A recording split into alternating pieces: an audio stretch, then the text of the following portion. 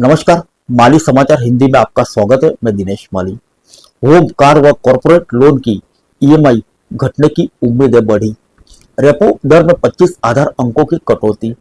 Repo rate में कटौती के अलावा आरबीआई गवर्नर ने और क्या क्या कहा, आइए जानते हैं विस्तार से।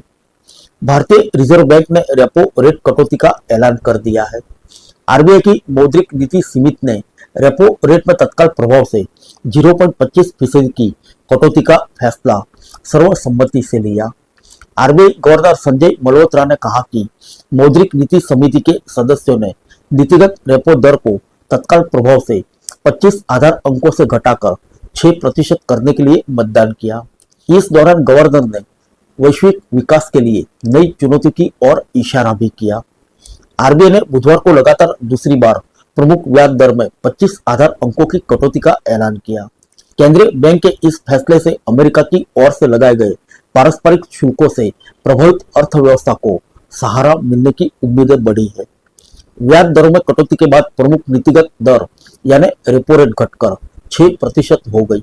इस कदम से आवास, ऑटो और कॉर्पोरेट ऋण लेने वालों को राहत मिलेगी। फरवरी में अपने पिछली नीति में आरबीआई ने रेपो दर की 25 आधार अंकों से घटाकर 6.25% कर दिया था।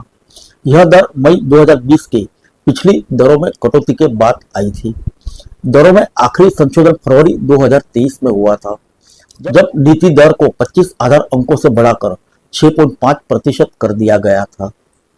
आइए जानते हैं क्या है रेपो रेट। रेपो रेट वह दर होता है जिस पर आरबीआई बैंकों को कर्ज देता है। बैंक इस कर्ज से ग्राहकों को लोन देते हैं। रेपो रेट कम होने का मतलब है कि बैंक से मिलने वाला कई तरह के कर्ज जैसे होम लोन, कार लोन अब सस्ते हो जाएंगे। हालांकि बैंक ईएमआई में कब तक और कितनी कटौती करेंगे यह उन पर निर्भर करता है। भारतीय रिजर्व बैंक की मौद्रिक नीति समिति हर 2 महीने के अंतराल पर होने वाली अपनी 3 दिवसीय बैठक में रेपो दर को घटाने, बढ़ाने या स्थिर रखने पर फैसला लेती है। आरबीआई गवर्नर संजय मल्होत्रा ने कहा कि मौद्रिक नीति समिति ने सर्वसम्मति से नीतिगत दर को 25 आधार अंकों से घटाकर 6.25% करने का फैसला किया है।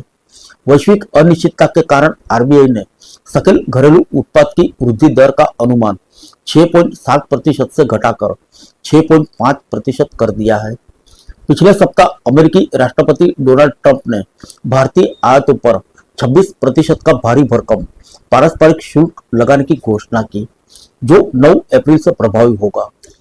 आरबीआई गवर्नर ने वित्तीय वर्ष 2026 में वास्तविक जीडीपी वृद्धि दर 6.5 रहने का अनुमान जताया था।